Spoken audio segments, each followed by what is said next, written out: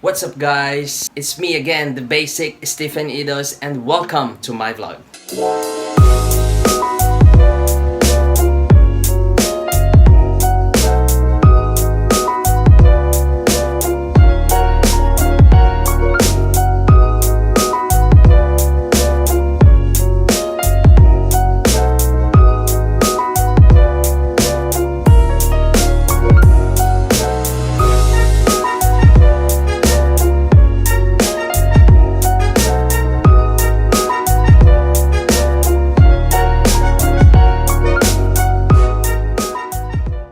Bago ka pa lang sa ating channel, please don't forget to subscribe and click the notification bell para laging ma-notify sa ating latest videos.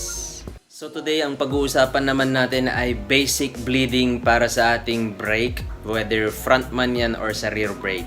So, samahan nyo ako mga ka-basic.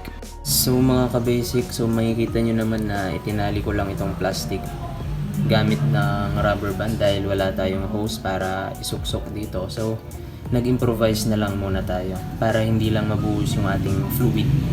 So ang gagawin lang natin dito mga ka-basic ay ipapump lang natin itong brake lever and then hold, tapos luwagan natin yung bleeding screw. Huwag mong bibitawan to hanggat hindi mo pa nahihigpitan yung bleeding screw. Pag nahigpitan mo na, saka mo lang siya bibitawan. Pump lever, hold lever, luwagan yung bleeding screw. Then higpit, release lever, pump again, then open bleeding screw, higpit again ng bleeding screw, pump again, hold, then luwag bleeding screw, then higpitan ng bleeding screw. Release lever. So, bakit nga ba tayo nagkakandak ng bleeding sa ating brake? Unang-una dahil hindi masyadong kumakapit yung ating brake at maaaring may hangin or bubbles yung ating braking system. Shoutout nga pala kina JC Motovlog at kay Mervin Jimeniano aka Shanong. Yan.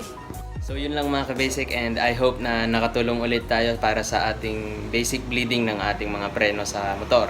So dito ko natatapusin yung ating vlog, and see you sa susunod nating video. And once again, this is the basic.